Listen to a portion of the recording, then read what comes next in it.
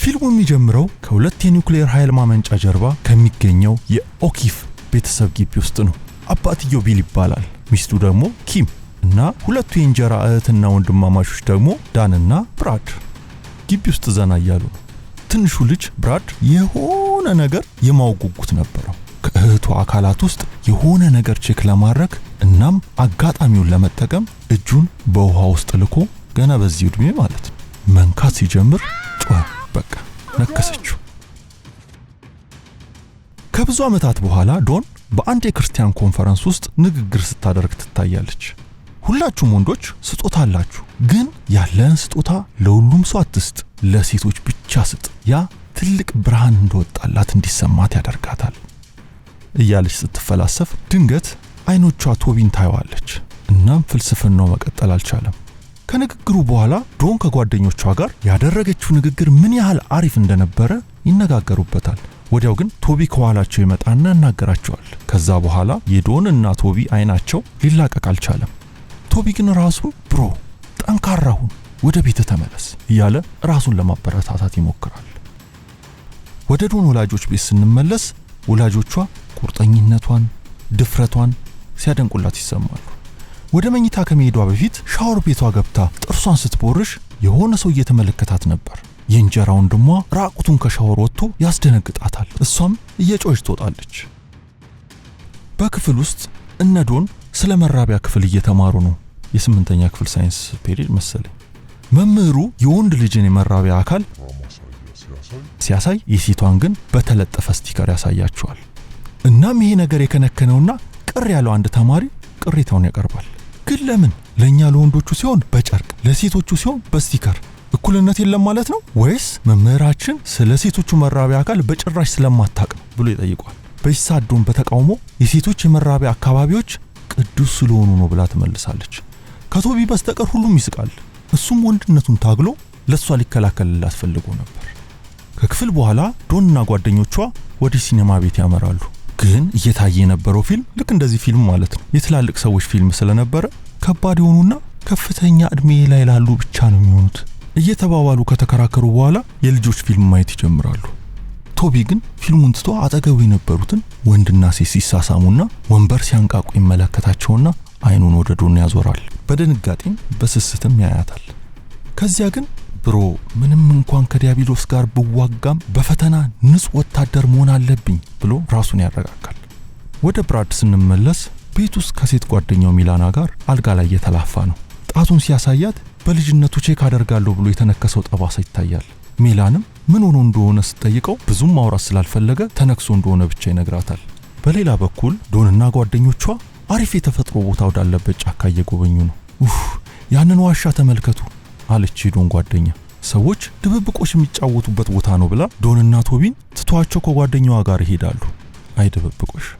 ዶንና ቶቢ ግን ብቻቸውን ሆነው ቶቢ ስለምንም እንደማያውቅ ጮሃ እንደሆነና ከአንድ ዓመት በፊት ብቻ አንድ ጊዜ ብቻ ራሱን ሊያስደስት እንደሞከረ ያወራላታል። ዶንም ወደ ቤቷ እንደገባች አልጋዋ ላይ ተኝታ ስለ ቶቢ ታስባለች። ስለ ጨዋነቱ፣ ስለ ምስኪንነቱ፣ ስለ ሁለቱ ካብቻ። ግን ትንሽ ስታስብ ውስጥ ያለው ተናካሹ ነገር ይታሰባትና መልሳ ራሷን በጥፋተኝነት ተወቅሳለች።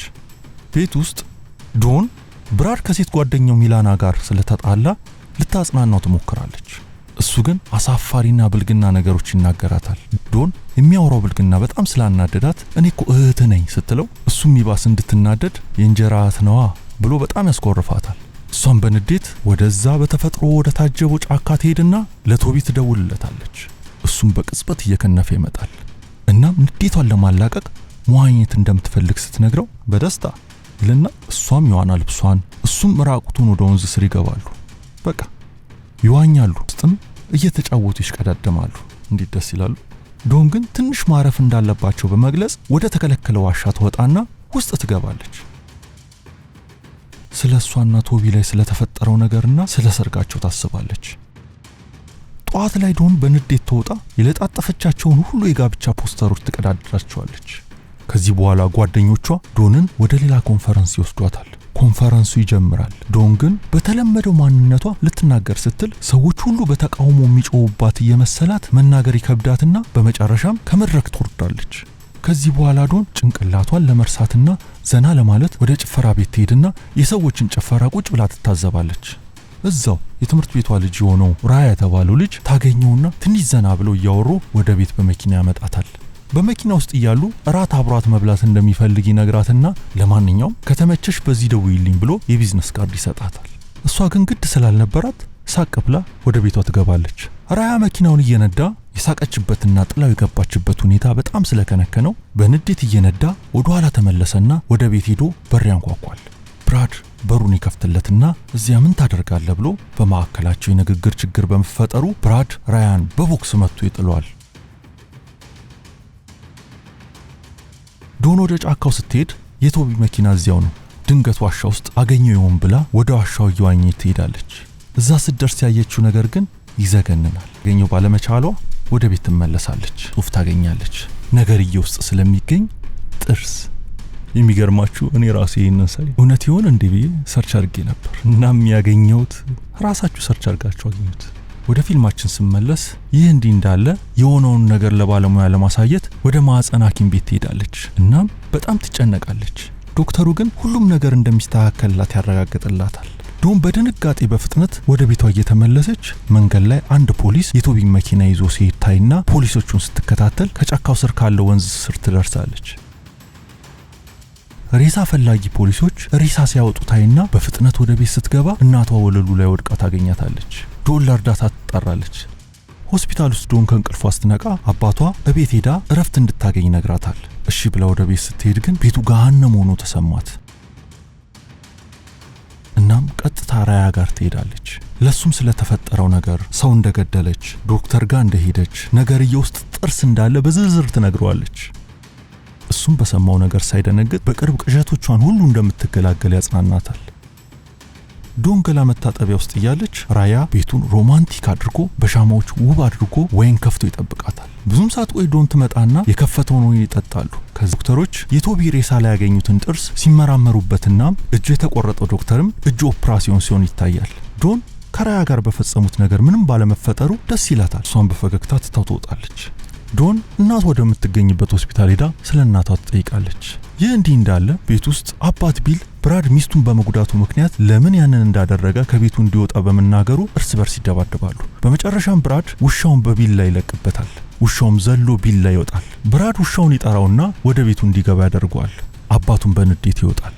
ከዚያም ቢልና ሜላኒ ሆስፒታል ውስጥ ዶንን ያገኟታል። እዛም ሆና ብራድ እናቷ ላይና አባቷ ላይ የፈጠረውን ነገር አወቀች። ዶን ወደ ቤት ተመለሰች። የመጨረሻውን ችግር ለመጋፈጥ በጣም ተኳኩላ የሌሊት ልብስ እንደለበሰች ወደ ብራድ ክፍል በመግባት ብራድ ልታማልለው ትሞክራለች። ብራድ ነገሩ ዶን የብራድን የተቆረጠውን ወንድነቱን እንደጣለችው የገዛ ውሻው በሩን ከፍቶ ወጥቶ ቁርስ አደረገው። ዶን ስራዋን ጨርሳ ሳይክሏን እየነዳች ስትሄድ መንገድ ላይ ጎማው የተነፈሰባትና ሊፍት ትጠይቃለች። ወዲያው አንድ መኪና መጥቶ ይዟት ይሄዳል። ምሽት ላይ ከእንቅልፏ ስትነቃ ሽማግሌው ሹፌር በምልክት ያንን ነገር እንደሚፈልግ ይጠቁማታል። እሷ ግን ቸል ብላ ልትወጣ የመኪናውን መክፈቻ ስትከፍት ይዘጋባታል። መልሳ ስትከፍት መልሶ ይዘጋባታል። ትንሽ ታስብና ፈገግ ትላለች። አበቃ። እውነት ግን ጥርስ ያለው ሊኖር ይችል ይሆን እንዴ? ኧረ አንድ መገነዣችን እሱ ነው። ወንዶች ለማንኛውም ተጠንቀቁ። ፊልሙን ጨርሰው ስለተመለከቱ ከልብ እያመሰገንን እንዲህ ጽድት ያሉና ያስገረሙን ፊልሞች በቶሎ ለእናንተ እንድናደርስ እንድታግዙና ቤተሰብ እንዲሆኑን ሰብስክራይብ በማድረግ ላይክን በመጫንና አስተያየቶትን በኮሜንት ላይ በመጻፍ አብረውን ይሁኑ። እናመሰግናለን።